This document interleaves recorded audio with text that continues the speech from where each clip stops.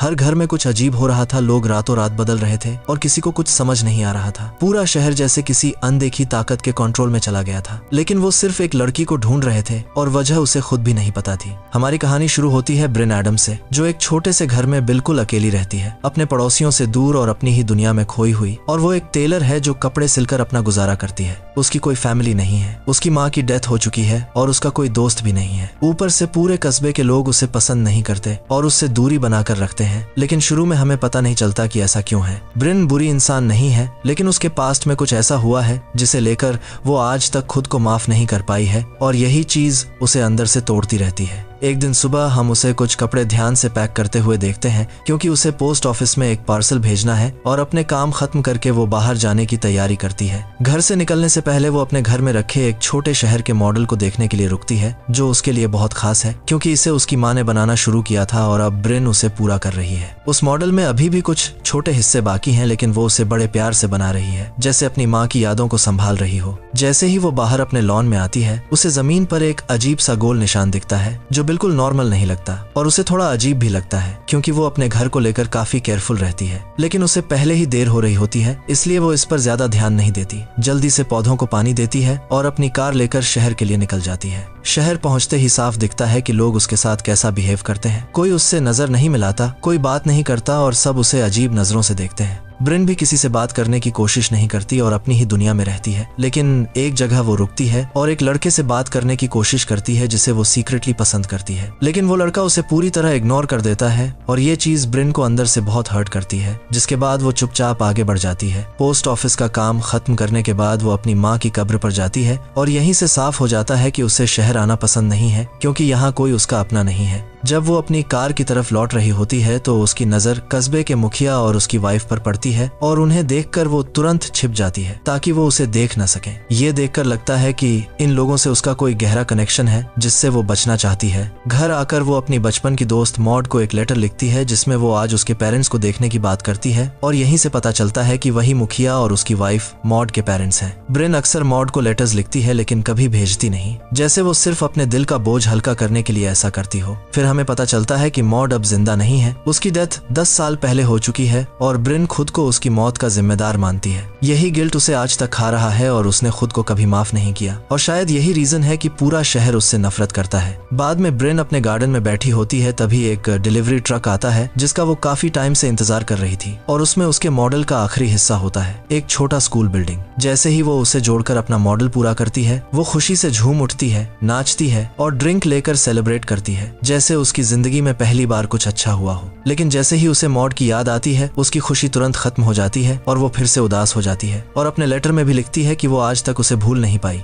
वो खुद को अब भी माफ नहीं कर पाई है और यही दर्द उसके साथ हर वक्त रहता है। रात को खाना खाने के बाद वो सोने चली जाती है और सब नॉर्मल लगता है, लेकिन तभी हमें एक अजीब सा एरियल व्यू दिखता है जो धीरे धीरे उसके घर की तरफ आ रहा होता है, जैसे कोई उसे देख रहा हो। ये साफ हो जाता है कि ये किसी इंसान का नजरिया नहीं है और कुछ अजीब चीज उसकी तरफ बढ़ रही है। जब ब्रिन सो रही होती है तभी अचानक घर की लाइट्स टिमटिमाने लगती हैं और कुछ तेज आवाजें उसे जगा देती हैं। वो खिड़की से बाहर देखती है तो उसके कचरे के डिब्बे पूरे आंगन में बिखरे पड़े होते हैं, जैसे किसी ने जानबूझकर फेंके हों। वो लाइट्स ऑन करने की कोशिश करती है लेकिन लाइट्स काम नहीं करती और डर के बावजूद वो धीरे धीरे नीचे जाती है, ये देखने की आखिर हो क्या रहा है। लेकिन जैसे ही वो मेन डोर को पूरी तरह खुला देखती है, वो वहीं रुक जाती है और डर उसके अंदर फैल जाता है। तभी उसे घर के अंदर एक शैडो हिलती हुई दिखती है और ये देखकर वो समझ जाती है कि ये कोई इंसान नहीं है। जल्दी ही उसे एहसास हो जाता है कि ये एक एलियन है और सिचुएशन अब बहुत डेंजरस हो चुकी है। वो बिना आवाज किए अपने बेडरूम की तरफ भागती है और बेड के नीचे छिप जाती है, लेकिन वो एलियन उसका पीछा करते हुए उसके कमरे तक आ जाता है। कमरे में इतना टेंशन बन जाता है कि हर सेकंड भारी लगने लगता है और सांस लेना भी मुश्किल लगता है। बिस्तर के नीचे छिपकर वो उस एलियन को करीब से देखती है जो अजीब और डरावनी आवाजें निकाल रहा होता है और उसका लुक ही डर पैदा करने के लिए काफी है। लेकिन किस्मत से वो उसे नोटिस नहीं करता और कुछ देर बाद खिड़की से बाहर निकल जाता है, जैसे वो उड़ सकता हो, जिससे साफ हो जाता है कि ये इंसानों से कहीं ज्यादा पावरफुल और एडवांस्ड है। यह सब देखने के बाद ब्रिन जल्दी से खिड़की बंद कर देती है, लेकिन तभी उसे छत पर किसी के चलने की आवाज सुनाई देती है और वो घबराकर तुरंत नीचे मेन डोर बंद करने के लिए भागती है। उसी समय घर की सारी लाइट्स पागलों की तरह टिमटिमा टिमटिमाने लगती हैं और वो डर के मारे पुलिस को कॉल करने की कोशिश करती है, लेकिन फोन डेड होता है और साफ हो जाता है कि वो एलियन घर की पूरी बिजली और सिस्टम कंट्रोल कर रहा है, जिसके साथ ही वहाँ फिर से तेज हलचल होना शुरू हो जाती है। फ्रिज का दरवाजा खुल जाता है और बंद होने लगता है। तभी वहाँ पर वो एलियन भी आ जाता है, जिससे वह फ्रिज के पीछे छुप जाती है। अचानक वो फ्रिज का दरवाजा खोलकर उसे कोने में फंसा देता है और जैसे ही वो उसके करीब आता है, ब्रिन उसे जोर से धक्का देती है और वहाँ से भाग निकलती है। तभी डोर पर जोरदार धमाका होता है और लकड़ी का टुकड़ा उसके सिर पर लग जाता है, जिससे वो बुरी तरह घायल हो जाती है, लेकिन इतने शॉक में होने के बावजूद भी वो बेहोश नहीं होती। अब भी वो एलियन बिना किसी चीज को छुए पूरे घर को कंट्रोल कर रहा होता है, लेकिन इसी बीच ब्रिन किसी तरह एक लकड़ी का टुकड़ा पकड़ लेती है। जैसे ही एलियन उसे अपनी तरफ खींचता है, वो पूरी ताकत से उसके सिर पर वार करती है, जिससे वो दर्द से तड़पता है और आखिरकार मर जाता है। उसके बाद ब्रिन पूरी रात उसी डेड बॉडी के सामने बैठी रहती है, इतनी शॉक में होती है कि हिल भी नहीं पाती और बस उसे देखती रहती है। अगली सुबह वो खुद को संभालती है और सबसे पहले उस एलियन के शरीर को कपड़े से ढक देती है, जैसे वो इस सच्चाई से खुद को बचाना चाहती हो। फिर वो दोबारा मदद के लिए फोन करने की कोशिश करती है, लेकिन फोन और घर की सारी इलेक्ट्रिसिटी अब भी काम नहीं कर रही होती। वो पुलिस स्टेशन जाने का सोचती है, लेकिन उसकी कार भी स्टार्ट नहीं होती और अपने सिर से खून बहता देखकर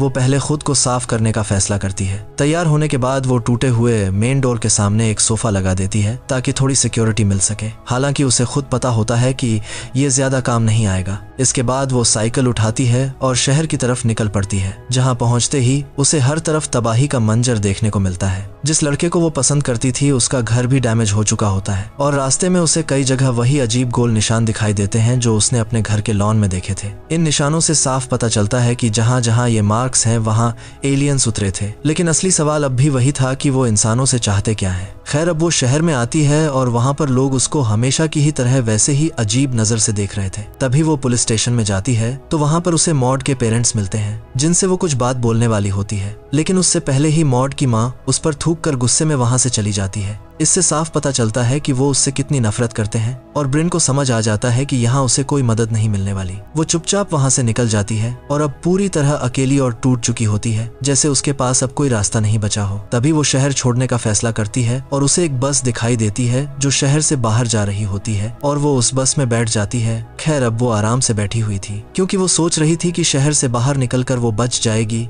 लेकिन चीजें उसके हिसाब से नहीं होती। अचानक वही डिलीवरी वाला आदमी उस पर हमला कर देता है, जिसे उसने पहले देखा था, और उसका चलने का तरीका और आवाजें साफ बता रही होती हैं कि वो अब एलियंस के कंट्रोल में है। उसके गले के अंदर कुछ अजीब सी चीज हिल रही होती है, जैसे कोई कीड़ा हो, और उसकी आवाज पूरी तरह एलियन जैसी लग रही होती है। सिर्फ वही नहीं, बल्कि बस में बैठे बाकी लोग भी ब्रिन पर हमला करने लगते हैं, जैसे वो सब भी किसी के कंट्रोल में हो। बस का ड्राइवर ही अकेला नॉर्मल होता है और वो बस रोककर ब्रिन को भागने का मौका देता है, जिसके बाद वो किसी तरह वहां से बच निकलती है। भागते भागते वो एक चर्च तक पहुंचती है, लेकिन उसका दरवाजा बंद होता है और बगल में बने कब्रिस्तान की तरफ मुड़ जाती है। वह सीधे मॉड की कब्र की तरफ दौड़ती है और यहाँ आकर साफ हो जाता है कि मॉड बहुत पहले मर चुकी है और ब्रिन अब तक उसी को लेटर्स लिख रही थी। कब्र के पास खड़े होकर उसका दिल टूट जाता है और पिछली रात के डर के साथ ये पल उसे और भी ज्यादा अकेला और कमजोर बना देता है। तभी वो आसमान में अजीब काले बादल देखती है जो चमक रहे होते हैं और उसे समझ आ जाता है कि ये एलियन शिप्स हैं जो ऊपर मंडरा रहे हैं। घबराकर वो उस लड़के के घर की तरफ भागती है जिसे वो पसंद करती थी और वहां पहुंचकर उसे लोगों की चीखें सुनाई देती हैं। वह देखती है कि कस्बे के लोग एक साथ खड़े हैं और अपने हाथ आसमान की तरफ उठाए हुए हैं और उनके गले में भी वही कीड़े जैसी चीज हिल रही होती है। अब साफ हो जाता है कि ये कोई पैरासाइट है जिसने इंसानों को कंट्रोल कर लिया है और पूरे कस्बे के लोग अब उनके बस में हैं। एलियंस बहुत तेजी से फैल चुके थे और उन्होंने न सिर्फ इस कस्बे बल्कि पूरी मानवता को अपनी कॉलोनी में बदलना शुरू कर दिया था। ब्रिन यह सब देखकर भागते हुए अपने घर लौटती है और सीधे उस मरे हुए एलियन के पास जाती है जिसे उसने मारा था। वह देखती है कि उसके मुंह से एक अजीब सा लिक्विड निकल रहा है, जैसे कुछ उसके अंदर से बाहर आया हो, लेकिन उसे साफ समझ नहीं आता कि वो क्या था। यहीं पर ब्रिन को समझ आ जाता है कि अब भागने से कुछ नहीं होगा, अब या तो उसे लड़ना होगा या मरना होगा। वो खुद को संभालती है, गहरी सांस लेती है और अपने घर को एक आखिरी लड़ाई के लिए तैयार करना शुरू कर देती है। वो कई कैंडल्स जलाती है, पानी उबालती है, टूटे दरवाजे को सोफा और पर्दों से ब्लॉक करती है और सेफ्टी के लिए एक नाइफ अपने पास रख लेती है। लेकिन उसी रात पर्दों में जो कीलें उसने ठोकी थी वो अपने आप निकलने लगती हैं और ये साफ संकेत होता है कि एलियंस वापस आ चुके हैं। सबसे पहले एलियंस उस मरे हुए एलियन के शरीर को हवा में उठाते हैं और उसे बाहर घसीट कर ले जाते हैं। रोशनी गायब होते ही ब्रिन तुरंत भागकर बेसमेंट में चली जाती है, लेकिन तभी घर के अंदर एक दूसरा एलियन एंटर करता है और ये वाला पहले वाले से छोटा होता है। ब्रिन नीचे छिप जाती है, लेकिन बाहर यूएफओ बेसमेंट से गार्डन की तरफ जाने वाले रास्ते को भी घेर लेते हैं और तभी एक तेज रोशनी के साथ एक और एलियन सीधे बेसमेंट के अंदर उतर आता है, जो बिल्कुल पिछली रात वाले जैसा दिखता है। ब्रिन उससे छुपते छुपाते एक टेबल के नीचे पहुंचती है और वहां से एक कैंची उठा लेती है ताकि जरूरत पड़े तो खुद को बचा सके, लेकिन तभी वो एलियन टेबल के दूसरी तरफ आकर बैठ जाता है और अचानक टेबल को हवा में उड़ा देता है, जिससे ब्रिन उसके सामने आ जाती है और मजबूरी में कैंची लेकर खड़ी हो जाती है। लेकिन एलियन एक सेकंड में ही उसके हाथ से कैंची छीन लेता है और उसके सामने खड़ा होकर उसे घूरने लगता है। फिर वो उसके हाथ से मॉड और ब्रिन की फोटो छीन लेता है और उसे ध्यान से देखने लगता है, जैसे उसे उसमें कुछ समझने की कोशिश कर रहा हो। इसी मौके का फायदा उठाकर ब्रिन डरते डरते वहां से निकलती है और भागकर ऊपर मेन घर में आ जाती है, लेकिन जैसे ही वो अंदर पहुंचती है वही छोटा वाला एलियन उस पर हमला कर देता है और अपने तेज नाखूनों से उसे पकड़ने की कोशिश करता है। ब्रिन किसी तरह उसके हाथ पर काट लेती है और खुद को छुड़ाकर पीछे हट जाती है, जिससे वो एलियन और ज्यादा गुस्से में आ जाता है। लड़ाई के बीच ब्रिन गर्म उबलता हुआ पानी उठाकर उस एलियन पर फेंक देती है ताकि उसे रोका जा सके। पानी का उस पर ज्यादा असर नहीं होता, लेकिन उसी वक्त वो खतरनाक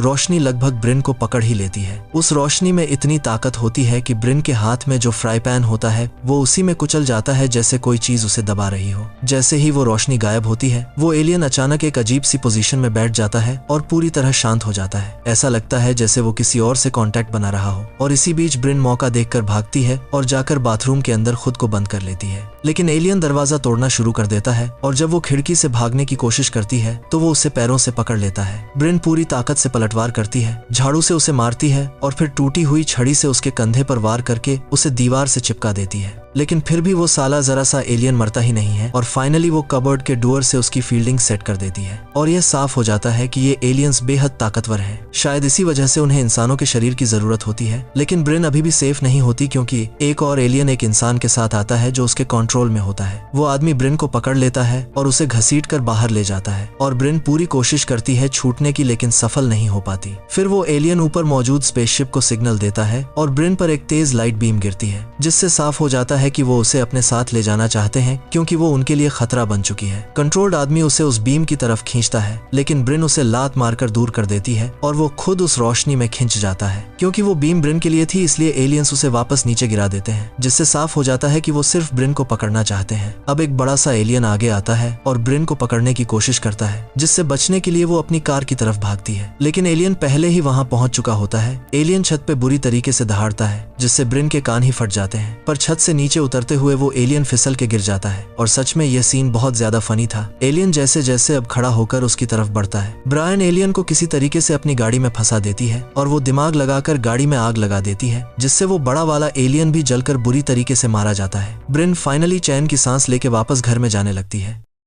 लेकिन स्पेसशिप की बीम अब भी उसका पीछा कर रही होती है और किसी तरह वो वहां से बचकर अपने घर वापस पहुंचती है। घर के अंदर एक और एलियन पहले से मौजूद होता है जो ब्रिन और मॉड की तस्वीरों को देख रहा होता है और ब्रिन उस पर हमला करने की कोशिश करती है, लेकिन वो उसे दूर फेंक देता है और अचानक पूरे घर में लाल रोशनी फैल जाती है, जिससे ब्रिन हिल भी नहीं पाती। तभी वो एलियन उसके पास आता है और अपने मुंह से एक पैरासाइट छोड़ता है जो इंसानों को कंट्रोल करने के लिए इस्तेमाल होता है।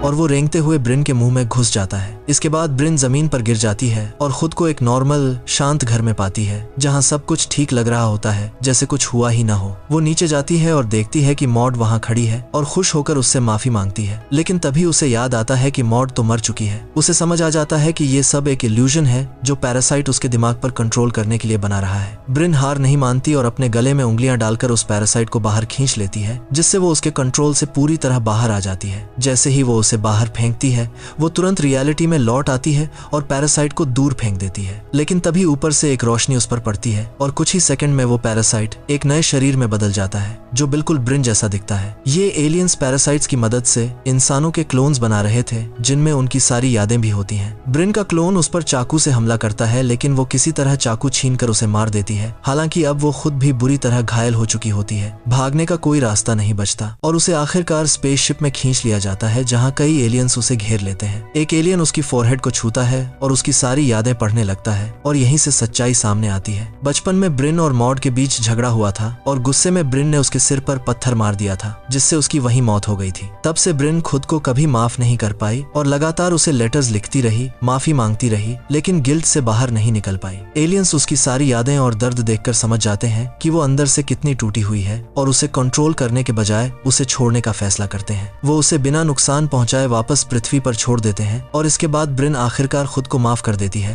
वो कस्बे में एक नई जिंदगी शुरू करती है, जहां अब सभी लोग एलियंस के कंट्रोल में होते हैं, लेकिन उसके साथ अच्छा व्यवहार करते हैं और उसे अपनाते हैं। जिस लड़के को वो पसंद करती थी वो भी अब उसके साथ होता है और ब्रिन को फर्क नहीं पड़ता कि ये लोग असली इंसान नहीं है। आखिर में आसमान में कई एलियन शिप्स दिखाई देते हैं जो बताते हैं कि अब पूरी पृथ्वी उनके कब्जे में है और शायद ब्रिन ही आखिरी असली इंसान बची है। असल में ये कहानी एलियंस से ज्यादा गिल्ट और खुद को माफ करने की है, जहां ब्रिन अपने ही अतीत में फंसी रहती है और आखिर में खुद को स्वीकार करके आगे बढ़ पाती है।